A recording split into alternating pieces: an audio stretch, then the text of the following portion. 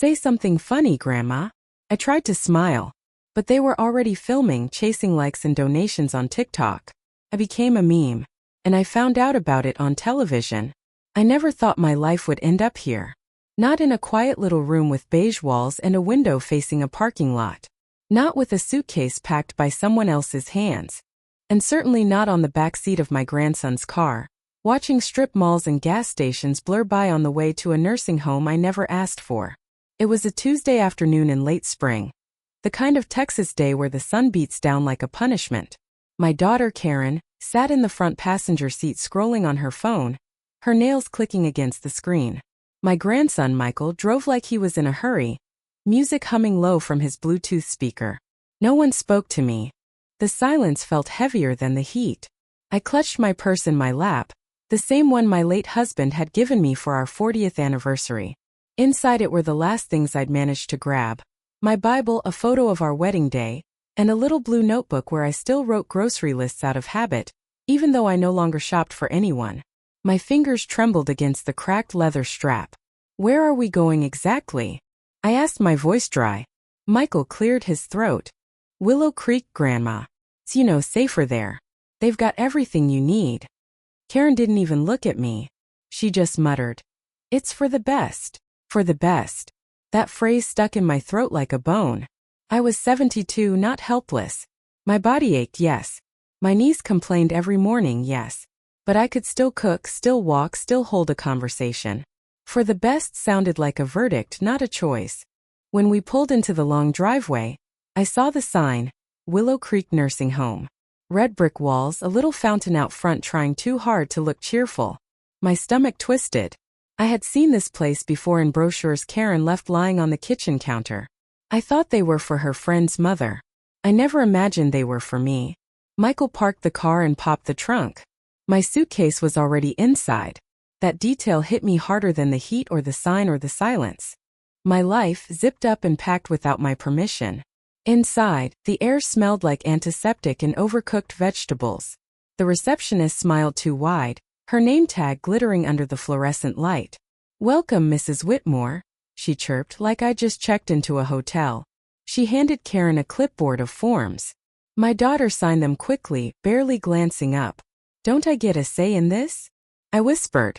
Karen finally looked at me then, her eyes tired but sharp. Mom, please. We can't keep worrying about you. This is easier. Easier. Another word that cut like glass. Easier for whom? For her? For Michael? Certainly not for me. They led me down a hallway that echoed with wheelchairs and muffled television sets. I passed doors half open, glimpses of gray heads bent toward game shows, nurses adjusting IVs, someone calling out for a daughter who never came. Each step felt like I was sinking deeper into quicksand. My room was small, square, and too clean. A bed with stiff white sheets, a dresser, a chair by the window facing the brick wall of the next wing. They set my suitcase on the bed like a delivery. Karen kissed my cheek quickly, Michael gave me a distracted pat on the shoulder, and then just like that they were gone. No birthday cake, no warm goodbye, no promise to visit tomorrow. Just the fading sound of their footsteps and the slam of the exit door. I sat on the edge of the bed still wearing my coat. My hands trembled as I reached for the photo in my purse. My husband's face smiled back at me from 50 years ago, eyes full of hope. He would have fought for me. He would never have left me here. The clock on the wall ticked loudly, each second reminding me that I was no longer in my own home. I was a resident, a patient, a problem solved. That night, I lay awake listening to the hum of the air conditioner and the distant murmur of a television somewhere down the hall. I stared at the ceiling, too numb to cry. All I could think was, this is what it feels like to be erased. But as I closed my eyes, one thought anchored itself in my chest, sharp and unshakable. They thought this was the end of my story. They were wrong. The first thing I did was make the bed mine. The facility had tucked the sheet tight enough to strum, hospital corner perfect, anonymous. I loosened it, smoothed my own blue blanket over the top, and pressed my palms across the fabric until the little pilled threads lay flat. That blanket had followed me through 3 homes and a lifetime of laundry days. I knitted it the winter Michael turned 8, the year he saved his allowance to buy me a white ceramic mug that said World's Best Grandma in crooked gold letters. I set that mug on the dresser beneath the window, a sentry watching the parking lot. The room still smelled like bleach and air freshener trying too hard, lemon maybe with a hint of despair. So I opened the window as far as it would go, which wasn't much, and let in a ribbon of Texan afternoon. Warm dust, cut grass, the faint petrochemical tang from the highway. I propped the wedding photo beside the mug. In it, my husband stands too tall for the frame, tie crooked, eyes bright with the kind of certainty you don't see much anymore. I wiped the glass with the sleeve of my cardigan until his grin caught the light. I unpacked slowly, letting each object explain itself to the room. 2 cardigans, 1 good church dress, a pair of slippers with the fuzz worn down at the heel. The little blue notebook I still use for lists even if there wasn't much to list. A tin of peppermint candies for visitors, because visitors need something sweet the way a door needs oil. I lined them up on the tray like an offering. "Settling in okay, Mrs. Whitmore?" a nurse asked from the doorway. Her badge read April. She had the tired kindness of someone who's always carrying coffee and a second set of keys. "I will be once I find the coffee," I said. She smiled. "Common room down the hall. Keurig by the TV. We keep hazelnut and breakfast blend. I'll get you a pod." I followed her to the lounge where a muted game show flickered across the screen, and 2 men argued lovingly about the Dallas Cowboys draft picks. The coffee maker sputtered like an old lawnmower, but the smell, oh the smell, rose up familiar and forgiving. I carried a steaming cup back in both hands, careful as if it were holy. Back in my room, I poured it into the gold-lettered mug and watched the steam curl around the rim. The first sip burned my tongue the way hope sometimes does, sudden and too hot, but I drank anyway. I pinned a paper calendar to the cork strip near the door. Visitor hours 10 a.m. -8 p.m. I underlined Saturday and wrote 2 p.m. Kids in neat block letters that pretended not to shake.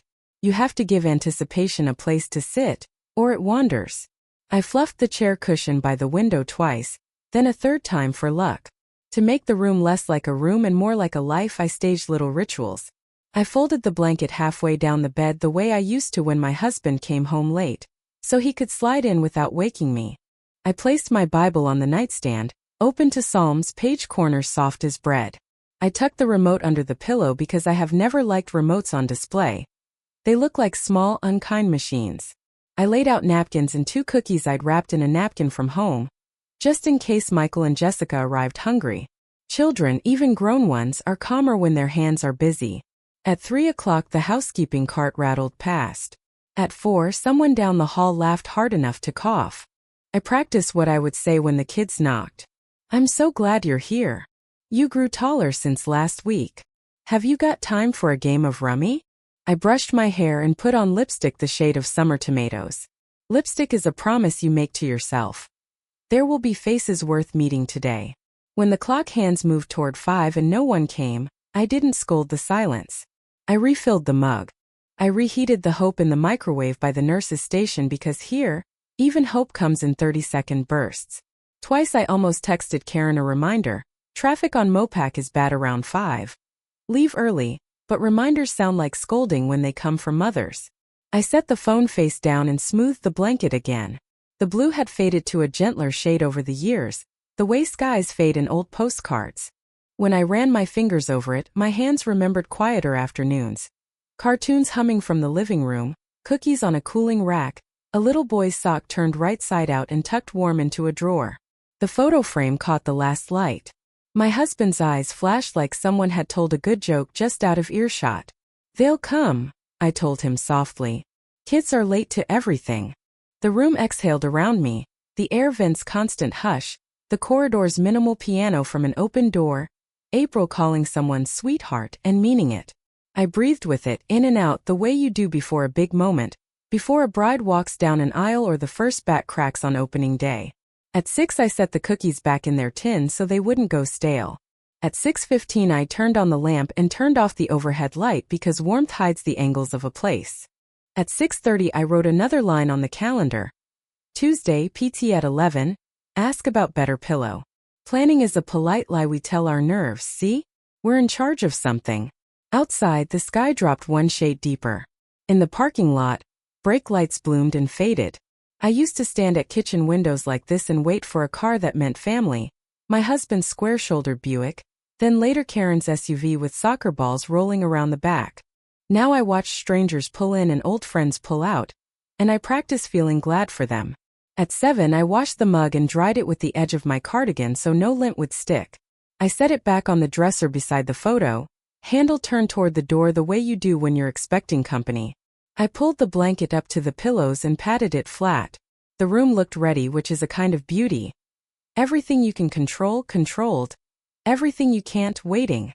I sat in the chair and closed my eyes. If I listened hard enough, I could almost hear the tiny sounds of a house I used to own. The rattle of a screen door, the hush of the fridge, the television no one admitted they were watching. Hope is like that, a sound you lean toward. It's small, but it's persistent. It taps its foot and checks the time and straightens the picture frames, and when the knock doesn't come, it doesn't get offended. It just moves the cookies back to the tin, resets the mug, and circles a new day on the calendar. They'll come, I told the blue blanket, the wedding photo, the lemon-smelling air. They'll come. And the room, softened by coffee and lamplight, believed me. For tonight that was enough. The first Saturday came, and with it a rush of nerves I hadn't felt in years. I woke early, smoothed the blue blanket, polished the world's best grandma mug with the hem of my cardigan, and dabbed on lipstick. Today would be different. Today the kids were coming. I brewed coffee in the common lounge, poured it carefully into my mug, and set out peppermint candies on a napkin. My room smelled faintly of hazelnut and hope. I checked the mirror twice, tucking stray strands of hair behind my ears. By 2 o'clock my heart was tapping in my chest like a metronome. At 2:17 footsteps thundered down the hall. Laughter, loud, careless laughter. Then the door burst open. Michael, 17, tall and gangly in a hoodie, and Jessica, 15, hair streaked with pink and phone already raised. "Grandma!" Michael called, voice dripping with fake enthusiasm. "We're here." Jessica didn't even look up. "Grandma, stand by the window. The light is better." Before I could greet them, her ring light flicked on, blinding white. A phone screen hovered inches from my face. "Say hi to TikTok, Grandma," Jessica sang. I blinked, startled. "TikTok?" "Yeah, do something funny," Michael urged. He leaned in close, mimicking a robot. "Error 404. Grandma not found." He jerked his arms stiffly, face contorted, and Jessica squealed with laughter. "Grandma, copy him. Do the robot glitch." I forced a smile, unsure what they meant, but raised my arms awkwardly. My joints cracked as I moved and Michael howled. "Oh my God, she actually sounds like a rusty hinge." Jessica was already typing captions across the screen.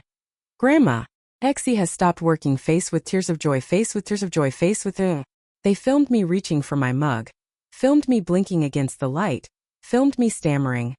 "Well, I don't know what you want me to." "Perfect," Jessica crowed. "Grandma glitching IRL." Michael added, "Watch this, Grandma freeze." I paused, confused, and he shoved his hand in front of my face like pressing a button. Jessica burst out laughing so hard she fell onto the bed. She actually froze. "Oh my God, our followers are gonna die." I set the mug down carefully, trying to steady my hands. "Kids, maybe we could sit, have coffee." But Jessica was already live streaming. Guys, look, this is our grandma. She's like a literal statue. Send roses if you want her to dance." Hearts and emojis flooded the screen. Money symbols pinged. Michael whistled low. "Holy crap, look at the gifts rolling in." They turned the camera back to me. "Grandma, do it again." Freeze. "Now glitch." I moved stiffly, confused, embarrassed, but they roared with laughter like it was the funniest thing in the world. My cheeks burned, but I couldn't stop myself. I still wanted to please them. After 10 minutes, Jessica ended the stream, her eyes glowing at the numbers. 20,000 views already. And, she flashed the screen at Michael. "Donations, baby. People love grandma content." Michael slapped her hand in a triumphant high five. "We're gonna go viral." They packed up as quickly as they'd arrived. No coffee, no candy, no questions about how I was settling in. Just bright screens and louder laughter fading down the hall. I sat back on the bed, the mug cooling in my lap, peppermint candies untouched. The room smelled like burnt ring light, plastic, and shame. On the dresser, My husband's smiling face stared out from the wedding photo. I tried. I whispered to him. I really tried. But outside the door I could still hear their laughter echoing. Grandma, do it for TikTok. The morning after their visit, I woke to the rattle of a housekeeping cart outside my door. The blue blanket was already smoothed, the mug already rinsed, and my lipstick applied in a careful line. My body still hummed with yesterday's confusion. I told myself it was just kids being kids. Maybe next time they'd sit down, drink coffee, talk about school, about life. By noon, the common room buzzed with its usual chaos. Daytime television humming, a card game in one corner, a nurse pushing a cart of medications. I shuffled in with my notebook to do the crossword, thinking maybe I'd catch Wheel of Fortune before lunch. But when I looked up at the television, my chest seized. It was me. On the screen, my own face stared back, pale, blinking under harsh white light. My hand trembled midair as I reached for my mug. Across the bottom of the video, flashing letters screamed, Grandma.exe has stopped working, face with tears of joy. A laugh track from the talk show audience rolled like thunder. The hosts, polished and smiling, pointed at the clip. This grandma went viral last night. Over 3 million views already, one of them said. The screen cut to another angle, me frozen stiff while Michael shouted, Freeze! And Jessica doubled over with laughter. The studio audience clapped like I had delivered a punchline. I heard a giggle to my left. One of the residents, Doris, pointed at the screen with a bent finger. That's you, honey, she said. A star. The nurse April leaned over the cart, grinning. Wow, Mrs. Whitmore, you're famous. My kids showed me that clip at breakfast. Hilarious. Hilarious. The word curdled inside me. I couldn't breathe. My throat felt tight, as if someone had laced it shut with fishing wire. I gripped the armrest of the chair until my knuckles went white. On the screen, another clip rolled, me blinking, confused, caption, Grandma is buffering. Please wait. The hosts howled with laughter. The audience roared. I pressed my notebook closed and stood, the room swaying. Someone clapped me on the back. Smile, you're TikTok famous now. Famous. No one saw my burning cheeks. No one saw the shame dripping down my spine like cold sweat. They just saw a joke, a meme, a caricature in slippers. Back in my room, I shut the door and sank onto the bed. The blue blanket, soft and familiar, felt suddenly like stage curtains pulled back on a cruel performance. I buried my face in it, muffling the sound of my own breathing. Images of yesterday flashed in my mind. Michael's mocking grin, Jessica's eyes glowing with numbers on her phone, the way their laughter had bounced off the sterile walls. I realized then it hadn't been a family visit. It had been content. I wasn't a grandmother to them anymore. I was material. I pulled my husband's photo into my lap, tracing his smile through the glass. Did we raise them wrong? I whispered. Or did the world just eat them alive?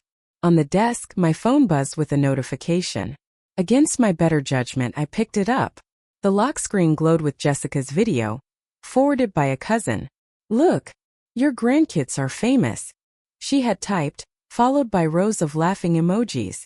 I opened TikTok for the first time in my life. The numbers were staggering too.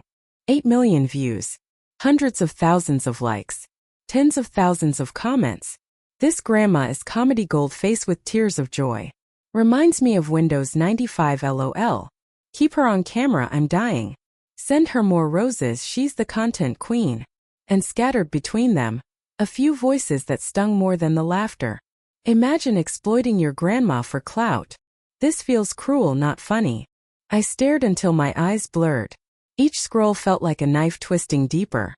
The kids weren't just laughing at me privately, they had paraded me before millions. Strangers across the world now knew me not as Margaret Whitmore, not as a teacher who once stayed up late grading papers, not as a wife who sat by her husband's hospital bed until the very end. No, I was Grandma.exe, a glitching relic. The mug on the dresser gleamed in the lamplight. World's best grandma. Cruel joke now. What kind of best ends up as a punchline on late-night television? I pressed my palms against my knees, forcing a breath through the panic. Shame burned hot in my veins, but underneath it, something else stirred. It was small, a coal buried deep, but it glowed with a different heat. They thought they could turn me into a meme. But maybe, just maybe, this story wasn't finished yet. The day after I saw myself on television, I could hardly eat. The scrambled eggs on my tray turned cold and rubbery. I pushed them around with a fork until April finally sighed and took the plate away. I stayed in my room most of the morning, blinds half closed, pretending to read my Bible but really just staring at the same verse until the words blurred. My body felt heavy, as though shame itself had weight. Everywhere I went, I imagined whispers following me. That's her. That's the viral grandma. In the afternoon, I carried my blue notebook down to the lounge, hoping the crossword would distract me. The common room was quieter than usual. One man dozed in front of the television, the volume set low. Across the room, in a corner by the window, sat a young woman I had never seen before. She didn't belong, not in the way the rest of us did. She couldn't have been more than 28, maybe 30. Her hair was braided tight and tucked up, and a silver laptop glowed in front of her. Thick glasses framed sharp eyes that scanned the screen with a speed I envied. An iPhone charger stretched from her chair to the wall socket, snaking across the carpet. I sat across from her carefully. "You're new," I said. She glanced up, then smiled, quick and warm. "Just transferred yesterday. Lauren. Car accident. They say 6 weeks of rehab, maybe more." She tapped her leg where a brace peeked out from under sweatpants. "Lucky me." Her voice was steady, but her hands moved with a restless energy. She wasn't resigned to this place the way most of us were. She was visiting, not staying. "I'm Margaret," I said. "Welcome to Willow Creek." She chuckled. "Welcome? Feels more like prison orientation." Her honesty startled me into a laugh, short, rough but real. For a few minutes we sat in companionable silence, me filling in a crossword, her fingers racing over the keyboard. But my mind kept circling the television clip, the audience laughter, the endless comments. The words pressed against my lips until they spilled out. "Do you use TikTok?" I asked quietly. Lauren looked up, curious. "Of course. Why?" I hesitated, then opened my phone and showed her Jessica's video. She watched it once, twice. Her eyebrows knitted together. "That's you." I nodded, cheeks burning. "My grandkids filmed it." Without asking. "It's everywhere now. On TV. Online. Everyone's laughing." Lauren set her laptop aside and leaned forward. "That's not funny. That's exploitation." The word landed heavy but true. Exploitation. "They call me Grandma.exe," I whispered. "Like I'm a broken machine." Her jaw tightened. "And they're making money off this, aren't they? Donations, gifts, sponsors." "Yes," I said. My voice cracked. "They didn't even sit down for coffee. Just content." For a long moment Lauren was quiet. Then her eyes sharpened in a way that reminded me of my husband when he used to fix things in the garage. Focused, determined. "You know," she said slowly, "you don't have to take this. You could fight back." I blinked. "Fight back? How?" "Simple," she replied. "Make your own channel. But not comedy. Not fake skits. Truth. Tell your side. People eat that up. Authenticity, vulnerability. You'd have millions of followers by the end of the month." I laughed bitterly. "Lauren, I'm 72. I barely know how to send a text. You think I can become some influencer?" Her grin widened. "With my help, yes. I used to work in tech, social media marketing, startups, ad campaigns, analytics. I know how to play the algorithm. And you," she pointed at me, "you've got a story. They turned you into a meme. But you could turn yourself into a movement." Her words startled something inside me. For weeks I'd felt invisible, powerless, erased. And now here was this young woman, bruised but unbroken, telling me I could still choose how the world saw me. "A movement." I repeated. "Yeah," Lauren said. "Think about it. A channel where you talk about what it's really like, family betrayal, aging, being tossed aside. Call it grandma revenge or something. You'd go viral for all the right reasons. And your grandkids? They'd get exactly what they deserve." The phrase lit a spark deep in my chest. Grandma revenge. The words tasted strange but powerful, like medicine laced with fire. I looked down at my hands, the same hands that had baked birthday cakes, wiped tears, folded laundry, held my husband's as he slipped away. Hands now filmed and mocked for likes. "What if I fail?" I asked softly. Lauren shrugged. "Then you fail on your terms, not theirs. But if you succeed." She leaned closer. voice dropping to a conspiratorial whisper. You'll own the narrative. Not them. You. For the first time in weeks, maybe months, I felt my lips curve into a real smile. Small, tentative, but alive. Grandma revenge, I murmured. I like the sound of that. Lauren grinned. Then let's make them regret ever underestimating you. Lauren wasn't bluffing. The very next morning, she rolled into my room with her laptop balanced on her knees, and a pair of tiny ring lights she'd somehow sweet-talked the nurses into letting her use. Step 1, she said briskly, plugging cables into the wall. We make an account. Something catchy, short, easy to remember. I raised an eyebrow. And you think Grandma Revenge isn't too dramatic? Her grin was wicked. Exactly dramatic enough. She typed quickly, fingers flying across the keyboard. A fresh profile appeared. A default gray avatar. A name in bold black letters. Grandma Revenge. Now, Lauren continued, swiveling the laptop toward me. Step 2. Content. We need your story in your own words. Not polished, not fake. Just you. Raw. I swallowed. The idea of speaking into a camera made my stomach twist. For 72 years, my words had lived in conversations across kitchen tables, not in the mouths of strangers behind glowing screens. But the memory of Jessica's captions, Grandma.exe has stopped working, burned hot enough to push me forward. All right, I said softly. What do I do? Lauren angled the lamp so the light hit my face gently, warming the lines instead of sharpening them. Just talk. Start with the truth. Start with how it felt when they filmed you without asking. I took a deep breath, wrapped my hands around the world's best grandma mug for courage and began. They put me in a nursing home, I said, my voice low and steady. And then they filmed me for TikTok. Not because they loved me. Not because they wanted to share a moment. But because they thought I was funny when I shook. They called me a glitch. They turned me into a meme. Lauren nodded encouragingly from behind the screen. I went on. The words poured out faster than I expected. Memories of that day, of the light blinding me, of their laughter bouncing off the walls while I sat frozen with humiliation. I spoke of the television segment, of the strangers who called me comedy gold, of the ones who whispered exploitative, and were quickly drowned out.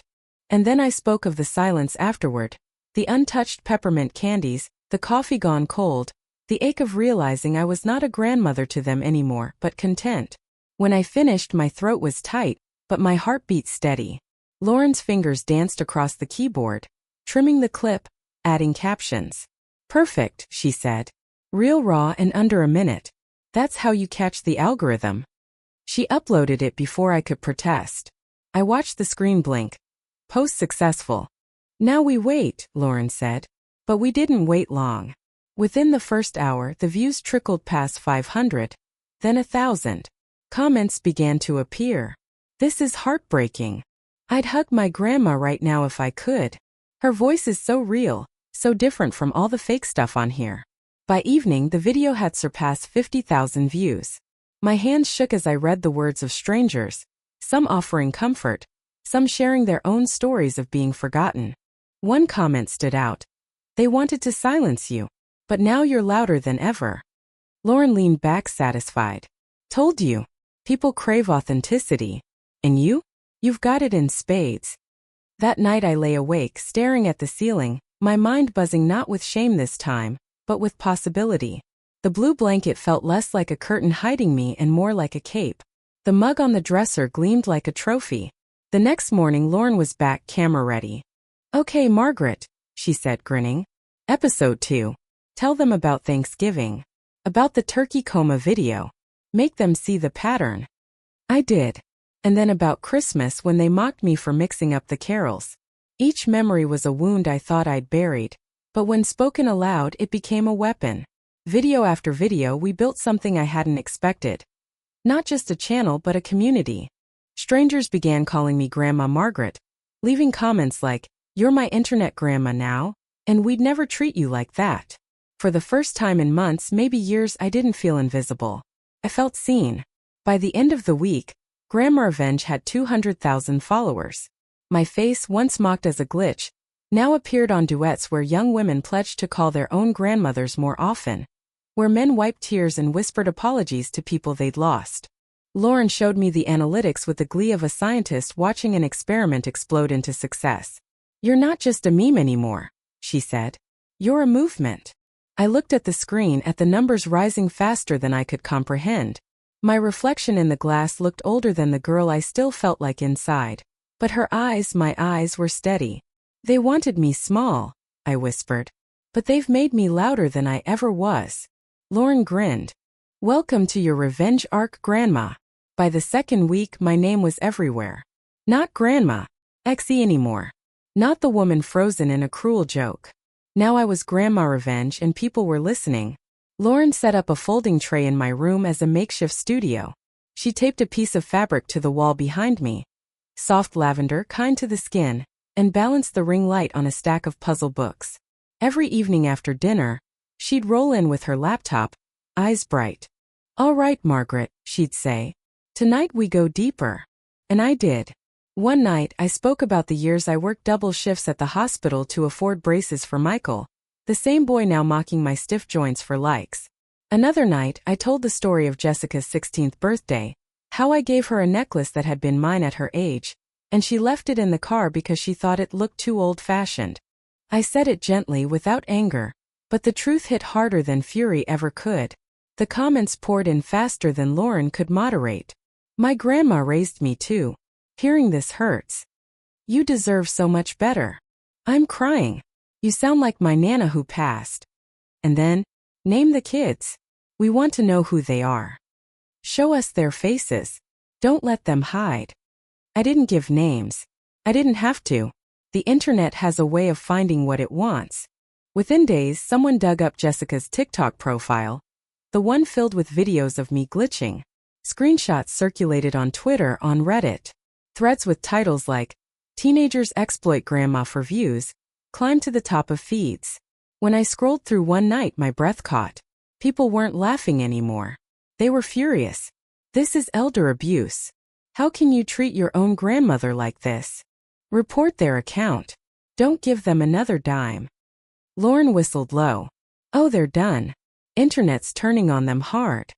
And she was right. Jessica's follower count, once growing fast, began to plummet. Videos that used to pull hundreds of thousands of likes now filled with angry comments. "Shame on you. We stand with Grandma." The next Saturday, when Michael and Jessica finally came back, their faces were pale, not smug. They didn't bring a ring light. They didn't even bring coffee. Just their phones' screens dark for once. "Grandma, you need to stop," Michael said, shifting from foot to foot. "People are hating on us. They're calling us monsters." Jessica's eyes were red, probably from scrolling through endless waves of comments. "Do you know what it's like to open your DMs and see thousands of people attacking your character?" I set down my mug carefully, the steam curling between us. "Do you know what it's like to watch your own family turn you into a joke for strangers?" Neither answered. "You wanted a meme," I said, my voice steady. "I gave you the truth. And the truth spreads faster than lies." Michael groaned, running a hand through his hair. "You don't get it, Grandma. The internet doesn't forget. This is ruining us." For a moment I almost pitied them. Almost. But then I remembered sitting alone in this very room. Peppermint candies untouched. Laughter echoing down the hall while they pocketed donations. Jessica sniffled. "Please. Just delete it." Lauren, who had been quietly setting up her laptop in the corner, looked up then. "No," she said firmly. "She's telling her story. That's not something you get to silence." The kids glared at her, but Lauren didn't flinch. "Grandma," Michael tried again, softer this time. "Don't you love us?" I held his gaze. "I do. Which is why it hurts more than you'll ever understand. But love doesn't mean silence. Not anymore." They left soon after, slamming the door behind them. I sat for a long while, my heart pounding, hands trembling. Lauren reached across the desk and touched my wrist. "You did good," she said. That night, we uploaded another video. I didn't shout or accuse. I simply told the truth. My grandkids wanted to make me a meme. But I've discovered something stronger than ridicule, my own voice.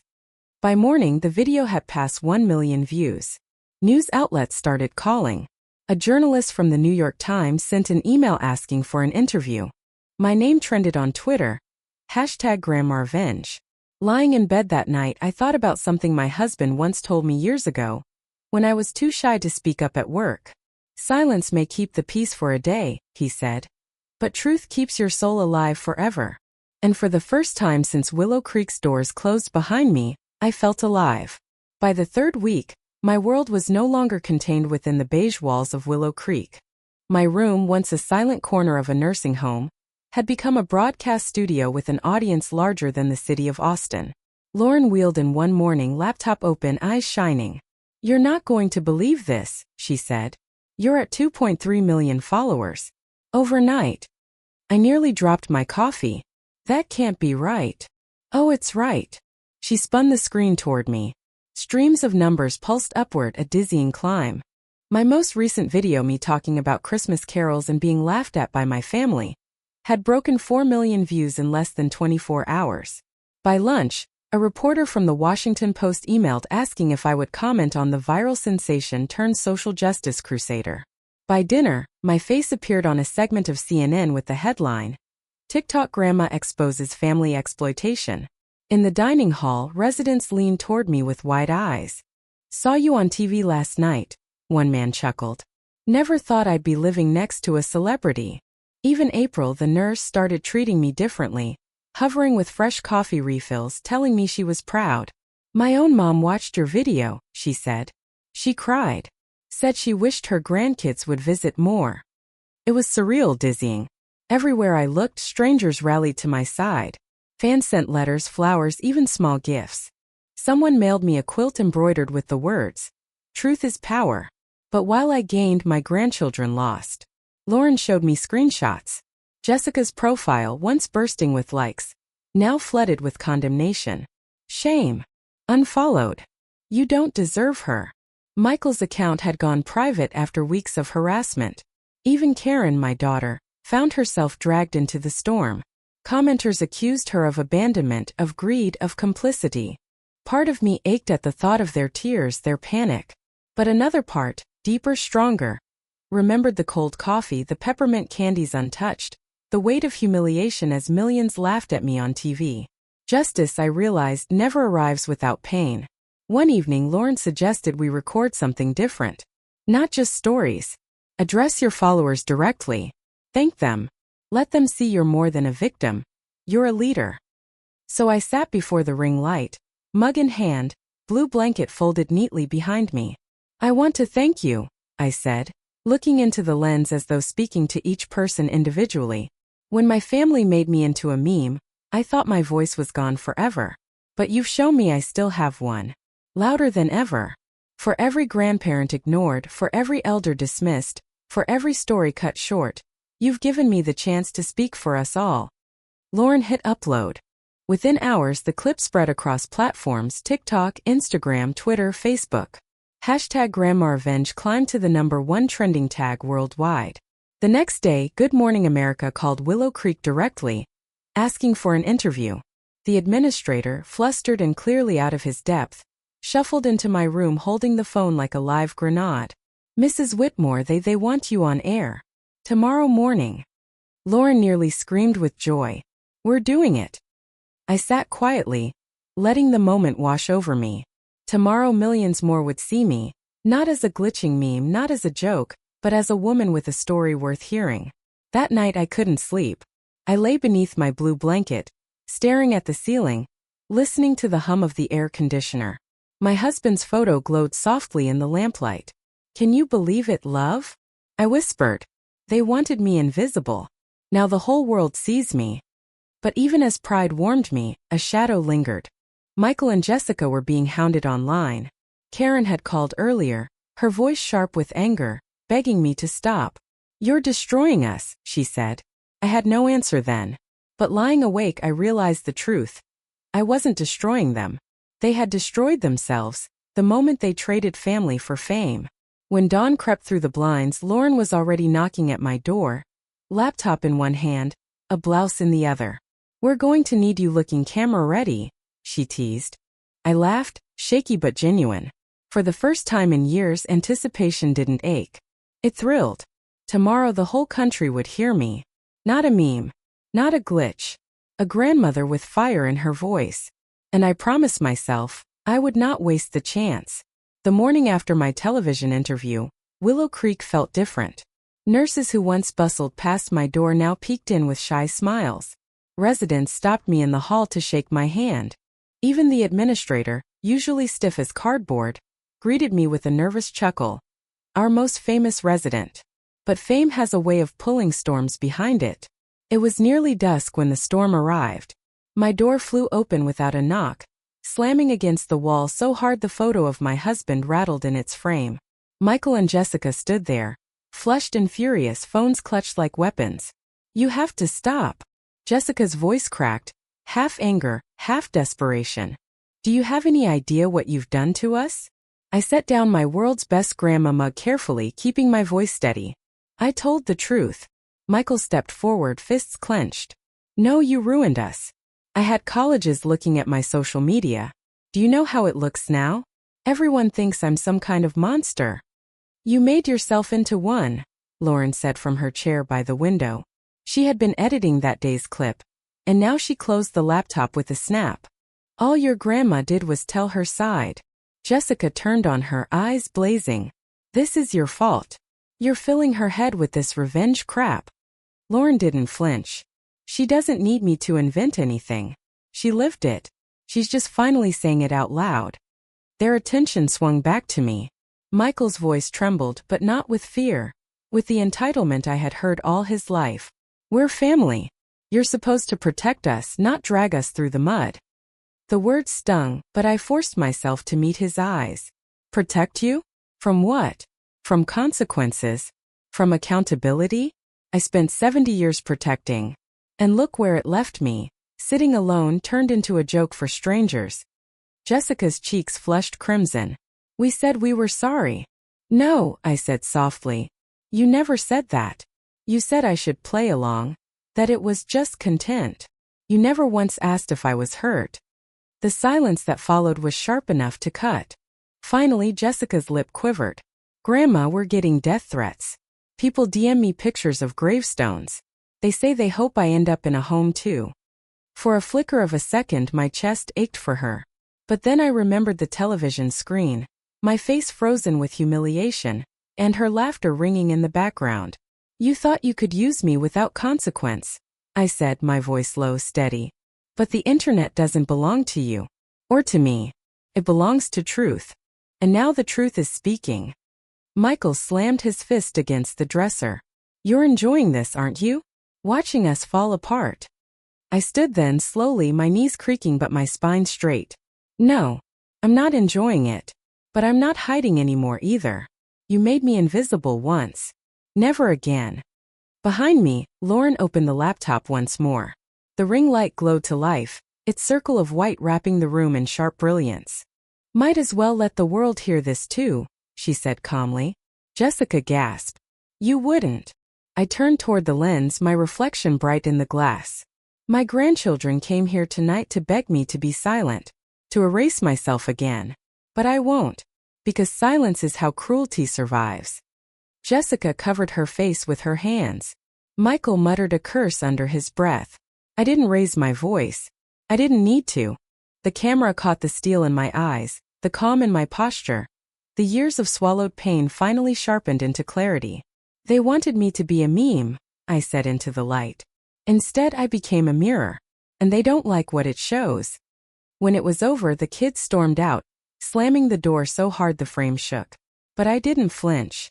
Lauren hit upload, her smile grim. "Chapter 9, she murmured. "The confrontation. Nailed it." And for the first time I felt not just alive, not just heard, but victorious. The clip of the confrontation went further than anything before it. By dawn it was everywhere, reaction channels, morning shows, newsletters with names I'd only ever seen at the dentist's office. The laughter had changed key. They weren't laughing at me anymore. They were laughing at the surety of two kids who mistook a person for content and were shocked when the person spoke back. By breakfast, #GrandmaRevenge had 30 million mentions. April set a tray on my table and whispered, "You broke the internet," like she was delivering communion. My inbox looked like confetti. Publishers, podcasts, a talent agency in Los Angeles, A tea company offering a sponsorship if I'd sip on camera. I stared until the screen blurred and then did what I should have done long ago. I asked for help on my terms. Lauren found me a lawyer, someone who understood platforms and contracts. We talked over Zoom while he wore a tie and I wore my blue blanket like a shawl. He listened, took notes, and then said calmly, "First, we assert your rights. Demand takedowns of any video using your likeness without consent. Second, we set up a company in your name so the opportunities coming in don't drown you. Third, we write the rules." By lunch, letters went out. Within days, the platform removed the worst clips and demonetized the accounts that had farmed my face for tips. Jessica's glitch videos disappeared one by one, like bad posters peeled from a bus stop. I didn't feel triumph so much as relief, the way you feel when the smoke finally clears and you find your own outline still there. Margaret Media LLC existed by the weekend. It had a bank account, a post office box, and a mission statement Lauren typed while grinning. Stories with respect. Voices without permission slips. We signed our first sponsor. A journal company that offered to donate 100 notebooks for every ad I read. I said yes on one condition. The first month's proceeds would fund Wi-Fi upgrades and a better coffee machine for Willow Creek.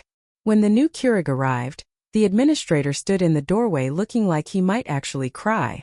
"You've done more for this place in 3 weeks than the board did in 3 years, he said. I told him I was just returning a favor to the room that gave me back my voice. The media tour became a rhythm. Camera truck in the parking lot, makeup powder dusting the corners of my eyes, Lauren counting down with a finger in the air. But we kept the channel anchored in the same small rituals that started it. Lavender backdrop, ring light balanced on puzzle books, world's best grandma mug within reach. New series appeared. Letters Hour, where I read notes from viewers about the grandparents they missed. Fix It Fridays, where Lauren and I answered questions about online safety and consent. Call Your Grandma, a simple calendar challenge that, if you believe the comments, repaired more bridges than any app update. Meanwhile, silence from my family cracked. Karen called once, then again. Her voice brittle from too many explanations to neighbors. The third time I answered. "Mom," she said, and I could hear the scrape of pride lowering itself. "We need to talk. Not on camera. In person," I said. "And you leave your phones in the car." We met in the courtyard near the crepe myrtles. Michael stared at the ground. Jessica wore sleeves long enough to hide her hands. Karen's shoulders were squared, the way mine used to be when I walked into rooms alone. No ring light, no audience, just the four of us in a breeze that smelled like cut grass in summer. "I'm sorry," Karen began. Came out stiff, but it came. She looked at the mug on my tray and winced. "I should have visited more. I should have seen you." Michael swallowed. "I thought it was harmless," he said. "Everyone films everything. Everyone isn't family," I replied. Jessica's eyes filled. It felt like a game. Then it didn't. She took a breath that shook. "I'm sorry." I nodded. Forgiveness landed like a stone in a pond, heavy at first, then rippling outward. "I accept your apologies," I said. "But I'm not a prop. Not for you, not for me. If you want back into my life, you come without phones, without ideas for bits, and without conditions. Family first or not at all." They nodded. We sat a while saying nothing. It wasn't reconciliation. Not yet. It was the possibility of one, which is a start. That evening, I went live for the first time since the TV tour. The viewer count clicked upward faster than my eyes could track. 50,103.5. Little hearts bubbled along the right side of the screen like a pot nearly boiling over. "Good evening," I said, and the chat stilled. "When I started this, I thought I was just defending myself. But you turned this into something else. You wrote me letters about grandmothers gone and grandfathers you're calling tonight. You told me that a woman with a mug could be brave and that bravery didn't require permission." I held up a new notebook, one of the boxes delivered that morning. "We're funding Wi-Fi for 3 more facilities by month's end. We're hiring Lauren as producer, if she'll have us, and building a small team so I can keep telling stories without burning down to the wick. We're also posting a resource list for elders who feel exploited online. No one should have to shout alone." Lauren, just out of frame, made a face like she was trying not to cry. I pretended not to notice. "Some of you asked if my family apologized," I continued. "They did. Off camera. I wanted it that way. Because the internet built this microphone, but my healing starts where microphones end. The chat flooded. Proud of you, calling Nana now, adopt me, internet grandma. And somewhere in the scroll a message flickered by. You're not a meme. You're a mirror. I felt the words settle in my chest next to the old ache and the new warmth. When the hour ended, I set the mug down and turned off the ring light. The room softened into lamplight again, lavender backdrop becoming just a sheet, the camera just a machine that had behaved itself for once. I looked at my husband's photo. His grin still caught the light like a private joke. Can you believe it? I asked him. The blue blanket hugged my shoulders. The air word. Down the hall, someone laughed, the good kind of laugh, the kind that doesn't point at anyone. I picked up my notebook and wrote the last line of the day, the one I'd been circling since the first post, the sentence that felt like closing a door and opening a window in the same breath. They wanted to make me a meme. I became a media empire.